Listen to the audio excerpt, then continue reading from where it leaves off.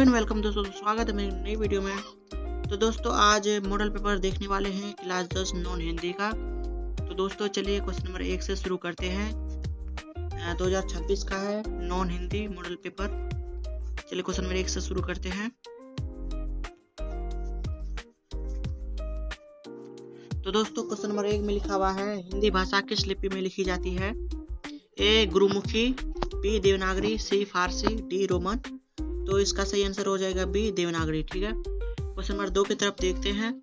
स्वरों की मात्रा तथा अनुस्वार एवं विसर्ग सहित एवं व्यंजन वर्ण में 12 रूप होते हैं। इन्हें परंपरा के अनुसार क्या कहते हैं? ए देवनागरी, बी गुरुमुखी, सी बारहमुखी, डी बाराखरी। तो इसका सही आंसर हो जाएगा डी बाराखरी। तो क्वेश्चन नंबर 3 देखते हैं। तालस प्लस र से कौन वर्ण बनता है? तालप्स, सर, शर, सर। तो इसका सही आंसर हो जाएगा 3 का सी। तो दोस्तों क्वेश्चन नंबर 4 पढ़ते हैं। यदि तत्सम शब्दों में तालप्स हो तो उसके तद्भव शब्दों में तालप्स के स्थान पर क्या होता? धंस, ए धंस, बी मूर्धन्स, सी तालप्स, डी ह। तो इसका सही आंसर हो जाएगा 4 का धंस। क्वेश्चन नंबर 5 की तरफ देखते हैं। प वर्ग का उच्चारण स्थान क्या है? ए कंठ्य, बी तालव्य, सी मूर्धन्य, डी ओष्ठ। तो इसका सही आंसर हो जाएगा ओष्ठ, डी। क्वेश्चन नंबर 6 की तरफ देखते हैं। निम्न में कौन पंचमाक्षर ए का एक वर्ण है? ए भ, बी म, सी थ, डी ह। तो इसका सही आंसर हो जाएगा बी म। क्वेश्चन नंबर 7 देखते हैं। अनुस्वार और विसर्ग न तो स्वर है न व्यंजन, इसलिए इन दोनों ध्वनियों को क्या कहते हैं? ए प्लूत, बी अल्परान, सी अनुपतान, डी आयोगवा। तो इसका सही आंसर हो जाएगा आयोगवा। क्वेश्चन नंबर 8 की तरफ देखते हैं। अ वर्ण का उच्चारण स्थान क्या है? ए कंठोष्ठ, बी दंतोष्ठ, सी कंठतालय, डी कंठतय, कंठय। तो इसका सही आंसर हो जाएगा 8 का ए कंठोष्ठ। क्वेश्चन नंबर 9 देखते हैं। बदाक्षर की अंतिम ध्वनि क्या होती है? ए स्वर, बी व्यंजन, सी संतृप्त, डी संयुक्त। इसका सही आंसर हो जाएगा 9 का बी। क्वेश्चन नंबर 10 देखते हैं। वक्ता के द्वारा उच्चारण के क्रम में पहली ध्वनि के बाद दूसरी ध्वनि के बीच जो विराम होता है उसे क्या कहते हैं? ए स्वराघात, बी अनुतान, सी संगम, डी अवयव। तो 10 का हो जाएगा संगम, सी। क्वेश्चन नंबर 11 पढ़ते हैं। दो वर्णों के मेल से होने वाले विकार को क्या कहते हैं? ए कारक, बी समास, सी अवयव, डी सांधि। तो 11 का हो जाएगा डी सांधि। समास में आए पदों को छोड़कर जब किसी अन्य पदार्थ की प्रधानता हो तब उसे कौन सा समास कहते हैं? बारक, ए अवयव विभाव, बी तत्पुरुष, सी बहुव्रीहि, डी द्विगु। तो 12 का हो जाएगा सी बहुव्रीहि। क्वेश्चन नंबर 13 देखते हैं। निम्नलिखित में कौन शब्द तत्पुरुष समास का उदाहरण है? ए हरफनोमोला, बी सत्सई, सी धर्म, डी प्रत्यंग। तो 13 का हो जाएगा ए हरफनोमोला। क्वेश्चन नंबर 14 देखते हैं। यशोधरा शब्द का शांति विशेष है? ए यश प्लस धारा, बी यश प्लस धरा, सी यशो प्लस धारा, डी यश प्लस धारा। तो इसका सही आंसर हो जाएगा बी यश प्लस धारा। क्वेश्चन नंबर 15 देखते हैं। उड्डयन शब्द का संधि विच्छेद है? ए उड प्लस डयन, बी उड प्लस डयन, सी उड प्लस अयन, डी उत प्लस डयन। 15 का सही हो जाएगा डी उत प्लस डयन। क्वेश्चन नंबर 16 देखते हैं। निम्नलिखित में कौन शुद्ध शब्द है? ए जयोत्सना, बी प्रज्वलित, सी कीर्त्य, डी भस्मीभूत। तो इसका सही आंसर हो जाएगा बी प्रज्वलित। 17 का देखते हैं। निम्नलिखित में कौन सा शब्द शुद्ध अशुद्ध है? ए प्रसाद, बी पिशाच, सी आमिष, डी भूधर। तो इसका सही आंसर हो जाएगा प्रसाद। यह एक अशुद्ध शब्द है। यहाँ पे धन से लगना था प्रसाद, इसमें धन से लगना था, ये गलत हो गया, मतलब ये अशुद्ध हो गया। ठीक है, क्वेश्चन 18 देखते हैं। निम्नलिखित में कौन सा प्रश्नवाचक चिन्ह है? A B C D. तो इसमें प्रश्नवाचक ये है, क्वेश्चन के आगे जो लिखा रहता है प्रश्नवाचक ये है। क्वेश्चन नंबर 19 देखते हैं। दो विपार्थक शब्दों के बीच कौन सा विराम लगाया जाता है? ए अल्पविराम, बी उपविराम, सी लाघव चिन्ह, डी योजक चिन्ह। तो इसका सही आंसर हो जाएगा डी योजक चिन्ह। ठीक है। क्वेश्चन नंबर 20 देखते हैं। रचना के आधार पर शब्द के कितने भेद हैं? 2, ए 2, बी 3, सी 4, डी 6। तो इसका सही आंसर हो जाएगा बी 3। क्वेश्चन नंबर 21 देखते हैं। निम्न में कौन तद्भव शब्द है? ए सुलह, बी ओट, सी कपूर, डी कौरी। तो 21 का हो जाएगा बी ओट। तद्भव शब्द है ओट। 22 पढ़ते हैं। क्वेश्चन नंबर 22 पढ़ते हैं। निम्न में से कौन सा वर्ण संकर शब्द है? ए इक्षु, बी ससुर, सी अलमगंज, डी लाठी चार्ज। तो 22 का हो जाएगा डी लाठी चार्ज। क्वेश्चन नंबर 23 देखते हैं। निम्नलिखित में कौन सा शब्द व्यक्तिवाचक संज्ञा है? व्यक्तिवाचक मतलब कोई खास नाम। ए सोना, बी झब्बा, सी पटना, डी करोना। तो 23 का सी हो जाएगा पटना, क्योंकि ये खास नाम है, कोई खास जगह है तो ये व्यक्तिवाचक हो गया। क्योंकि पटना एक ही है तो ये खास हो गया। क्वेश्चन नंबर 24 पढ़ते हैं। जिस संज्ञा शब्द से व्यक्ति या वस्तु के गुण या धर्म, दशा अथवा व्यापार का बोध होता है उसे कौन सा संज्ञा कहा जाता है? 24 का कौन सा संज्ञा कहते हैं? ए समूहवाचक संज्ञा, बी भाववाचक संज्ञा, सी दरवाचक संज्ञा, डी जातिवाचक संज्ञा। तो 24 का हो जाएगा बी भाववाचक संज्ञा, क्योंकि ये भाव प्रकट हो रहा है। गुण धर्म व्यापार का बोध हो तो उसे भाव प्रकट होता है। क्वेश्चन नंबर 25 पढ़ते हैं। संज्ञा के जिस रूप से व्यक्ति या वस्तु की नर या मादा जाति के बाद हो उसे व्याकरण में क्या कहते हैं? ए वचन, बी कारक, सी अवयव, डी लिंग। तो 25 का हो जाएगा डी लिंग। किसी नर या मादा तो उसका लिंग हो जाएगा। ठीक है, क्योंकि क्वेश्चन में क्या कह रहा है? वस्तु की नर अथवा या मादा जाति का बोध हो तो लिंग हो जाएगा, जाति का बोध हो तो। ठीक है। क्वेश्चन नंबर 26 देखते हैं। जिन वाक्यों में लगना, जाना, सकना तथा चुकना सहायक क्रिया आती है तो उन्हें किस वर्ण में प्रयोग नहीं होता है? ए मैं, बी के, सी ने, डी हे। तो 26 का हो जाएगा सी ने। ठीक है, जिस वर्ण में प्रयोग नहीं है, ने। ठीक है। क्वेश्चन नंबर 27 पढ़ते हैं। हरिमोहन को रुपया देता है, यह वाक्य किस कारक का है? ए संपादान कारक, बी संपाद कारक, सी आपादान कारक, डी करण कारक। तो 27 का हो जाएगा ए संपादान कारक। क्वेश्चन नंबर 28 पढ़ते हैं। श्रीमती शब्द का बहुवचन है? ए श्रीमतियों पे, बी श्रीमतियों पे, बी श्रीमती लोग, सी श्रीमतियों।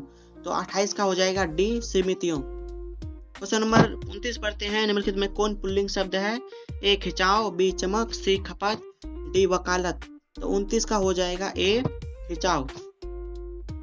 क्वेश्चन नंबर 30 पढ़ते हैं। निम्नलिखित में कौन स्त्रीलिंग शब्द है? ए अंगूर, बी कीचड़, सी पर्दा, डी छत। तो 30 का हो जाएगा छत, डी। क्वेश्चन नंबर 31 पढ़ते हैं। वाक्य से अलग रहने वाले शब्दों को शब्द कहते हैं, किंतु जब वे किसी वाक्य में पिरो दिए जाते हैं तो तब क्या कहलाते हैं?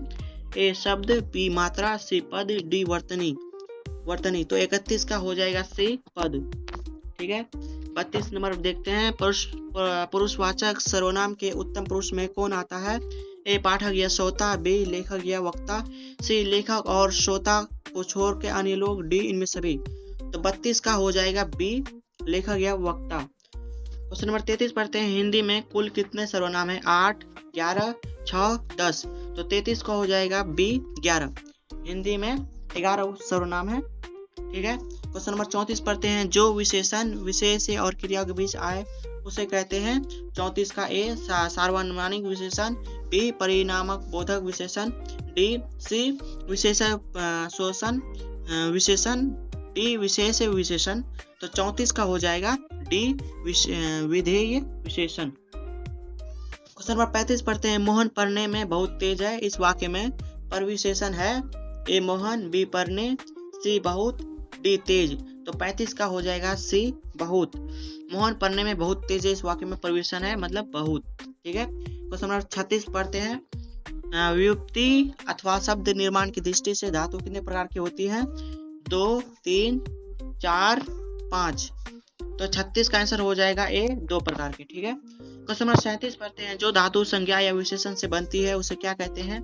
ए परिणामक धातु, बी यौगिक धातु, सी नाम धातु, डी मूल धातु। तो 37 का हो जाएगा सी नाम धातु। क्वेश्चन नंबर 38 पढ़ते हैं। मैंने आम खाया है, यह वाक्य किस काल का है? सामान्य वर्तमान, आसन्न भूत, हेतु हेतु भविष्य, तत्कालीन वर्तमान। तो 38 का हो जाएगा बी, आसन्न भूत। क्वेश्चन नंबर 39 पढ़ते हैं। ऐसे शब्दों को क्या कहते हैं जिसके रूप में लिंग, वचन, पुरुष, कारक इत्यादि के कारण कोई विकार उत्पन्न नहीं होता है? 39 का ए कारक, बी संधि, सी समास, डी अवयव। तो 39 का आंसर हो जाएगा डी अवयव। क्वेश्चन नंबर 40 पढ़ते हैं। प्रयोग के अनुसार क्रिया विशेषण के कितने भेद होते हैं? ए 3, बी 4, सी 5, डी 6। 40 का आंसर हो जाएगा 3। प्रयोग के अनुसार विशेषण के 3 भेद है। ठीक है। क्वेश्चन नंबर 41 पढ़ते हैं। निम्नलिखित में कौन तुलनाबोधक निपात है? ए मत, बी सिर्फ, सी जी, डी सा। तो 41 का हो जाएगा डी सा।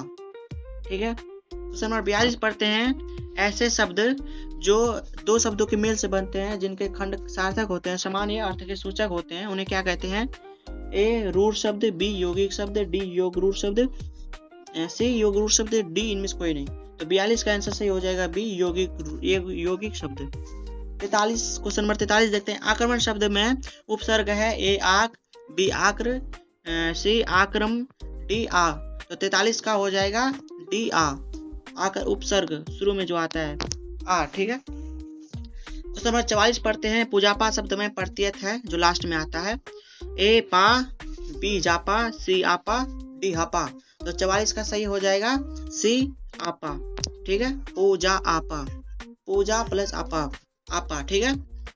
सी हो जाएगा आंसर। क्वेश्चन नंबर 45 पढ़ते हैं। निम्नलिखित में कौन सा सरल वाक्य है? ए अस्वस्थ रहने के कारण वह परीक्षा में सफल न हो सका, बी सूर्योदय हुआ और कुहासा जाता रहा, सी जो कभी लोकप्रिय होता है उसका सम्मान कभी सभी करते हैं, डी उसने न केवल गरीब को लूटा बल्कि उसकी हत्या भी कर दी। तो 45 का आंसर हो जाएगा ए अस्वस्थ रहने वह परीक्षा में सफल हो सका, अस्वस्थ रहने के कारण वह परीक्षा में सफल न हो सका। ठीक है। क्वेश्चन नंबर 40 पढ़ते हैं। निम्नलिखित में कौन शुद्ध वाक्य है? ए हमारे यहाँ तरुण नवयुवकों की शिक्षा का अच्छा प्रबंध है, बी पशुओं का झुंड चारों ओर पानी की चाह में घूम रहा है, सी यह कविता अनेक भावों को प्रकट करती है, डी भारतीयों को चाहिए कि अपने बच्चों को बताएं कि भारत हमारा है। तो 46 का आंसर हो जाएगा सी यह कविता उनके भावों को प्रकट करती है। ठीक है। क्वेश्चन नंबर 47 पढ़ते हैं। समुद्र शब्द का प्रवाची शब्द क्या है? ए अरविंद, बी संधव, सी अर्णव, डी पतंग। 47 का आंसर हो जाएगा सी अर्णव। ठीक है। क्वेश्चन नंबर 48 पढ़ते हैं। कृष्ण शब्द का विपरीतार्थक शब्द क्या है? ए सौम्य, बी सुकुल, सी मुक्त, डी स्वच्छ। तो 48 का हो जाएगा बी सुकुल। ठीक है। क्वेश्चन नंबर 49 पढ़ते हैं। जो नभ में चलता है वाक्य खंड के लिए एक शब्द क्या होगा? ए अलौकिक, बी निशाचर, सी खेचर, डी प्रत्यागत। तो 49 का हो जाएगा सी खेचर। ठीक है। क्वेश्चन नंबर 50 पढ़ते हैं। आंखें मूंदना मुहावरे का क्या अर्थ होता है? ए मर जाना, बी नजर बचाना, सी उदासीन हो जाना, डी सावधान होना। तो 50 का हो जाएगा ए मर जाना। ठीक है। क्वेश्चन नंबर 51 पढ़ते हैं। हाथ कंगन का आरसी क्या लौकिक का अर्थ है? ए नुकसान के बिना काम हो जाना, बी प्रत्यक्ष के लिए प्रमाण क्या, सी कठिन काम संपन्न करना, डी क्या लाभ अधिक खर्च। तो 51 का आंसर सही हो जाएगा बी प्रत्यक्ष के लिए प्रमाण क्या। क्वेश्चन नंबर 52 पढ़ते हैं। तू जिंदा है तो शीर्षक कविता के कवि कौन है? तो क्वेश्चन ए अयोध्या से उपाधि हरिओद, बी मोहम्मद इकबाल, सी गोपाल सिंह नेपाली, डी अरुण कमल। तो 52 का हो जाएगा डी अरुण कमल। ठीक है। तू जिंदा है तो शीर्षक कविता के कवि है अरुण कमल। तो गाइस पिछले चैप्टर में पहला पेज में सभी को याद कर लीजिएगा, बहुत जरूरी है। शीर्षक कविता कौन है, मतलब ये सब चीज याद कर लीजिएगा, बहुत जरूरी है। क्वेश्चन नंबर 53 पढ़ते हैं। ईदगाह शीर्षक कहानी में दुकानदार से बड़ी मुश्किल से मोल भाव करके हामिद ने चिमटा कितने पैसों में ले लिया? ए 2 पैसों में, बी 3 पैसों में, सी 4 पैसों में, डी 5 पैसों में। तो 53 का हो जाएगा बी 3 पैसों में। क्वेश्चन नंबर 54 पढ़ते हैं। ईदगाह शीर्षक कहानी में नमाज खत्म होने के बाद लोग क्या कर रहे थे? ए नाच रहे थे, बी गा रहे थे, सी आपस में गले मिल रहे थे, डी झगड़ा कर रहे थे। तो इसका 54 का हो जाएगा सी आपस में गले मिल रहे थे। ठीक है। क्वेश्चन नंबर 55 पढ़ते हैं। कवि के अनुसार वह कौन होते हैं जो अपने काम के द्वारा दूसरों के लिए उदाहरण बन जाते हैं? ए बातवीर, बी बलवीर, सी धर्मवीर, डी कर्मवीर। तो सही आंसर हो जाएगा डी कर्मवीर। क्वेश्चन नंबर 56 पढ़ते हैं। विभव शब्द का अर्थ होता है ए ऐश्वर्य, बी भाग्य, सी चमकीला, डी भय। तो 56 का हो जाएगा ए ऐश्वर्य। ठीक है। क्वेश्चन नंबर 57 पढ़ते हैं। बाल गोविंद भगत शीर्षक पाठ साहित्य के किस विधा में रचित है? ए निबंध, बी जीवनी, सी रेखाचित्र, डी यात्रा वृत्तांत। तो 57 का सी हो जाएगा रेखाचित्र है। ठीक है। क्वेश्चन नंबर 58 पढ़ते हैं। बाल गोविंद भगत शीर्षक पाठ के रचयिता कौन है? ए वंशीधर श्रीवास्तव, बी रामवृक्ष बेनीपुरी, सी प्रेमचंद्र, डी आचार्य श्रीपूजन साय। तो इसका सही आंसर हो जाएगा 58 का बी रामवृक्ष बेनीपुरी। ठीक है। क्वेश्चन नंबर 59 पढ़ते हैं। कंठित पाठ के लेखक के अनुसार छोटानागपुर में कई दर्शनीय झरने हैं पर उन्हें में कौन झरना सबसे निराला है? ए पेरवा घाघ का झरना, बी दसम का झरना, सी हिरनी का झरना, डी हंड्रू का झरना। तो 59 का सही आंसर हो जाएगा डी हंड्रू का झरना। ठीक है। नंबर 60 पढ़ते हैं। पंडित पाठ के आधार पर बताए कि किसने कहा कि शादी की पवित्रता एवं महत्व तभी है जब उसका साधन भी महान हो? ए महात्मा गांधी ने, बी कामदा प्रसाद सीकाम ने, सी मोहम्मद इकबाल ने, डी प्रेमचंद्र ने। तो इसका सही आंसर हो जाएगा महात्मा गांधी ने। ठीक है। क्वेश्चन नंबर 61 पढ़ते हैं। कवि बिहारी की नायिका किस कारण से नायक कृष्ण की मुरली को छिपा कर रख लिया? ए गुस्सा के कारण, बी धन ऐंठने के कारण, सी बातचीत करने के आनंद के लोभ से, डी बदला लेने के लिए। तो 61 का हो जाएगा धन ऐंठने के लिए। ठीक है। क्वेश्चन नंबर 62 पढ़ते हैं। निम्नलिखित में किस कवि के दोहे गागर में सागर है? ए मोहम्मद इकबाल, बी बिहारी, सी अरुण कमल, डी नरोत्तम दास। तो 62 का बी हो जाएगा बिहारी। क्वेश्चन नंबर 63 पढ़ते हैं। पाठ्य पुस्तक में कौन शीर्षक कहानी आंचलिक कहानी है जिसमें मिथिलांचल की लोक संस्कृति का प्रभावी वर्णन है? ए ठेस, बी ईदगाह, सी खेमा, डी इनमें से कोई नहीं। तो 63 का ए हो जाएगा ठेस, नाथ रेणु वाला। ठीक है। क्वेश्चन नंबर 64 पढ़ते हैं। किसके हाथ की बुनी फटी शीतलापट्टी को छूकर शीर्षन कसम खाता है कि अब यह काम नहीं करूंगा? ए अपनी माँ की, बी अपने पिता की, सी अपनी घरवाली की, डी खुद की। तो 64 का हो जाएगा बी अपने पिता की। ठीक है। क्वेश्चन नंबर 65 पढ़ते हैं। नैनो शब्द का अर्थ होता है? ए मक्खन, बी नमकीन, सी विशेष प्रकार की चटाई, डी एक प्रकार का घास। तो 65 का सही आंसर हो जाएगा ए मक्खन। नैनो शब्द का अर्थ होता है मक्खन। ठीक है। क्वेश्चन नंबर 66 पढ़ते हैं। हो मेरा काम गरीबों की हिमायत करना, दर्दमंदों से ज़ईफों से मोहब्बत करना। प्रस्तुत पंक्ति की शीर्षक पाठ से है? तू जिंदा है तो। ए बी कर्मवीर, सी खुशबुरस्ते हाथ, डी बच्चे की दुआ। तो 66 का हो जाएगा बच्चे की दुआ। ठीक है। क्वेश्चन नंबर 67 पढ़ते हैं। आशोक का शस्त्रयाग शीर्षक पाठ साहित्य के किस विधा से रचित है? ए कहानी, बी रेखाचित्र, सी एकांकी, डी निबंध। तो 67 का हो जाएगा सी एकांकी। ठीक है। क्वेश्चन नंबर 68 पढ़ते हैं। अशोक का शस्त्रयाग शीर्षक पाठ में अशोक और उसके सभी सरदार पीले वस्त्र धारण किए हुए हैं। उनके सामने कौन बैठे हैं? ए अशोक के पिता, बी बौद्ध भिक्षु, सी कलिंग के राजा, डी मगध के राजगुरु। तो 68 का हो जाएगा बी एक बौद्ध भिक्षु। 69 का पढ़ते हैं।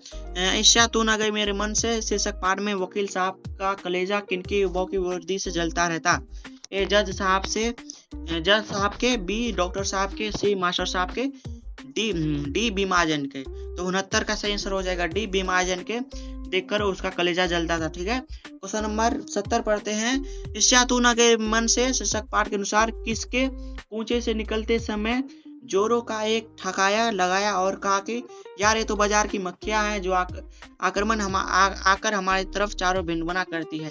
ए नित्य ने, बी वकील साहब ने, सी बीमाजन ने, डी ईश्वरचंद्र विद्यासागर ने। तो 70 का आंसर हो जाएगा सी बीमाजन ने। नित्य ने हो जाएगा। ठीक है गाइस, नित्य ने हो जाएगा। ठीक है। क्वेश्चन नंबर 71 पढ़ते हैं। कबीरदास हिंदी साहित्य के किस काल के कवि हैं? ए आदिकाल, बी भक्ति काल, सी रीतिकाल, डी आधुनिक काल। तो 71 का हो जाएगा बी भक्ति काल के कवि थे। ठीक है। क्वेश्चन नंबर 72 पढ़ते हैं। मौको कहाँ ढूंढे बंदे मैं तेरे पास मैं, ना मैं केवल द मस्जिद ना काबले कैलाश में। प्रस्तुत काव्य के रचयिता कौन है? ए कबीरदास, बी बिहारी, सी नरोत्तम दास, डी गोपाल, सी नेपाली। तो 72 का हो जाएगा ए कबीरदास। ठीक है। क्वेश्चन नंबर 73 पढ़ते हैं। किंवदंती के अनुसार किस पक्ष के दमित कर उस स्थान पर विहार बनाया गया है जिस कारण उस स्थान का नाम विक्रमशिला पड़ा? ए भद्रक पक्ष, बी धनपाल पक्ष, सी इंद्रपल यक्ष, डी विक्रम यक्ष। तो 73 का हो जाएगा डी विक्रम यक्ष। ठीक है। क्वेश्चन नंबर 74 पढ़ते हैं। दैनिक डायरी शीर्षक पाठ की संजू किस कक्षा में पढ़ती है? ए 6, बी 7, सी 5, डी 8। 74 का हो जाएगा डी, 8 क्लास में पढ़ती थी संजू दैनिक डायरी। ठीक है, दैनिक डायरी में। क्वेश्चन नंबर 75 पढ़ते हैं। दैनिक डायरी शीर्षक पाठ के अनुसार तो चांद किस स्कूल में पढ़ती थी? वह कहाँ चलता था? ए जंगल में, बी रेल के 6 डिब्बे में, सी गांव में, डी अस्पताल में। तो भाई इधर का बी हो जाएगा रेल के 6 डिब्बे में। ठीक है, रेल के 6 डिब्बे में। क्वेश्चन नंबर 76 पढ़ते हैं। पीपल शीर्षक कविता के कवि हैं? ए गोपाल सिंह नेपाली, बी नरोत्तम दास, सी अरुण कमल, डी इकबाल। तो 76 का हो जाएगा ए गोपाल सिंह नेपाली। ठीक है, पीपल शीर्षक कविता 77 का पढ़ते हैं। पीपल शीर्षक कविता के अनुसार कौन रात भर रो रो कर भोर कर देता है? ए मोर, बी चकोर, सी पीपल, डी मेढक। तो 77 का हो जाएगा बी। ठीक है गाइस। क्वेश्चन नंबर 78 पढ़ते हैं। दीनबंधु निराला शीर्षक पाठ किस प्रतिष्ठित साहित्यकार पर लिखा गया है? ए सूर्यकांत त्रिपाठी निराला, बी रामाकांत त्रिपाठी निराला, सी रविकांत त्रिपाठी निराला, डी भोजकांत त्रिपाठी निराला। तो 78 का आंसर हो जाएगा ए सूर्यकांत त्रिपाठी निराला पर यह चैप्टर लिखा गया। ठीक है, दीनबंधु निराला शीर्षक पाठ के लेखक है रामवृक्ष बेनीपुरी, बी कामता प्रसाद सीकाम, सी आचार्य शिवपूजन साय, डी रामधारी सिद्धेश्वर। तो 79 हो जाएगा सी आचार्य शिवपूजन साय। ठीक है, क्वेश्चन नंबर 80 पढ़ते हैं। खेमा शीर्षक कहानी की सामाजिक कुरीति को उभारने वाली कहानी है? ए जाति प्रथा, बी दहेज प्रथा, सी लिंग भेद, डी बाल मजदूरी। तो गाइस खेमा एक 8 साल का बच्चा था जो काम करता था, तो ये बाल मजदूरी हो जाएगा। ठीक है, तो क्वेश्चन नंबर 81 पढ़ते हैं। खेमा शीर्षक पाठ में मुक्ता हाउसी होटल का मालिक कौन था? ए लेखक, बी खेमा, सी कसारा, डी खेमा के पिता। तो कसारा हो जाएगा इसका सी आंसर। ठीक है, क्वेश्चन नंबर 82 पढ़ते हैं। कवि अरुण कमल के अनुसार गंदे मोहल्ले के गंदे लोग को क्या बनाते हैं? ए पटाखा, बी लट्टू, सी अगरबत्तियां, डी घड़ी। तो अगरबत्तियां बनाते थे, 82 का सी हो जाएगा। ठीक है, क्वेश्चन नंबर 83 पढ़ते हैं। कवि अरुण कमल के अनुसार उभरी नस वाले हाथ, जिसे नाखून वाले हाथ गंदे कटे फीटे हाथ, जख्म के फटे हुए हाथ क्या करते थे? ए भिक्षा मांगते थे, बी खुशबू रचते हैं, सी प्रार्थना करते हैं, डी कूड़ा चुनते हैं। तो 83 हो जाएगा बी खुशबू रचते हैं, अगरबत्ती वाला चैप्टर। ठीक है, क्वेश्चन नंबर 84 पढ़ते हैं। पठित पाठ के आधार पर बताया कि कौन सा नरेगा कार्यक्रम ठेकेदार के सामने बच्चों की जुलूस की नीति के रूप में तन पर खड़ी हो गई? ए कदम, बी जैनब खानम, सी गुड़िया, डी सोनी। तो 84 हो जाएगा ए कदम। ठीक है, क्वेश्चन नंबर 85 पढ़ते हैं। हौसले की उड़ान शीर्षक पाठ के अनुसार कदम बड़ी होकर क्या बनना चाहती है? ए डॉक्टर, बी अध्यापक, सी वकील, डी राजनेता। तो 85 हो जाएगा बी अध्यापक। ठीक है, क्वेश्चन नंबर 86 पढ़ते हैं। जननायक कर्पूरी ठाकुर के पिता का नाम क्या था? ए रामा ठाकुर, बी गोकुल ठाकुर, सी दसई ठाकुर, डी भीम ठाकुर। ठीक है, 86 का हो जाएगा बी गोकुल ठाकुर। ठीक है, क्वेश्चन नंबर 87 पढ़ते हैं। जननायक कर्पूरी ठाकुर शीर्षक पाठ साहित्य के किस विधा से रचित है? ए जीवनी, बी रेखाचित्र, सी कहानी, डी निबंध। तो 87 का हो जाएगा ए जीवनी। ठीक है, क्वेश्चन नंबर 88 पढ़ते हैं। कल्पतरु शब्द का अर्थ होता है? ए गरीब, बी प्रार्थना, सी उद्देश्य, डी इच्छापूर्ति करने वाला काल्पनिक पेड़। तो 88 हो जाएगा डी इच्छापूर्ति करने वाला काल्पनिक पेड़। ठीक है, क्वेश्चन नंबर 89 पढ़ते हैं। जननायक कर्पूरी ठाकुर ने 1977 में बिहार सरकार के किस पद को सुशोभित किया? ए गृह मंत्री, बी उप मुख्यमंत्री, सी मुख्यमंत्री, डी पशुपालन मंत्री। तो 89 हो जाएगा सी मुख्यमंत्री। ठीक है, क्वेश्चन नंबर 90 पढ़ते हैं। झांसी के राजा की मृत्यु के उपरांत किस अंग्रेज अधिकारी ने झांसी राज्य को हड़पने की सोची? पंडित कविता के आधार पर उत्तर दें। ए विलियम हेयर ने, बी चार्ल्स कैनिंग ने, सी लॉर्ड माउंटबेटन ने, डी डलहौजी ने। ठीक है, 90 का डी डलहौजी ने पंडित के आधार पर उत्तर दें, मतलब डलहौजी ने। ठीक है, क्वेश्चन नंबर 91 पढ़ते हैं। कानपुर के नाना की मुंह बोली बहन छबीली कौन थी? ए काना, बी झलकारी, सी मुंद्रा, डी लक्ष्मीबाई। तो 91 का हो जाएगा डी लक्ष्मीबाई। ठीक है, क्वेश्चन नंबर 92 पढ़ते हैं। झांसी की रानी शीर्षक कविता की कवित्री है? ए महादेवी वर्मा, बी सुभद्रा कोई चौहान, सी सजोबाई, बी डी अनामिका।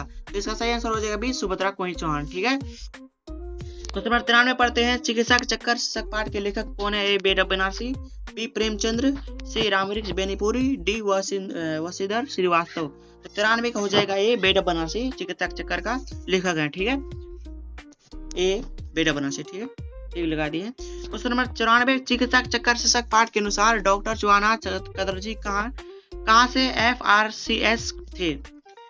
ए न्यूयॉर्क से, बी लंदन से, सी पटना से, डी ढाका से। तो 94 का हो जाएगा बी लंदन से। ठीक है, क्वेश्चन नंबर 95 में पढ़ते हैं, लेखक बेड बनारसी के अनुसार वे कौन थे जो रहते थे बनारस में मगर कान काटते थे लखनऊ के?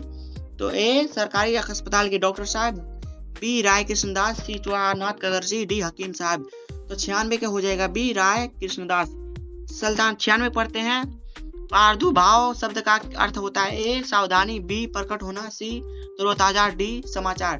तो 96 का हो जाएगा बी प्रकट होना। ठीक है, क्वेश्चन नंबर 97 पढ़ते हैं, पंडित पाठ के आधार पर बताया कि किसने सुदामा को द्वारकीश श्री कृष्ण के पास जाने को विवश कर दिया?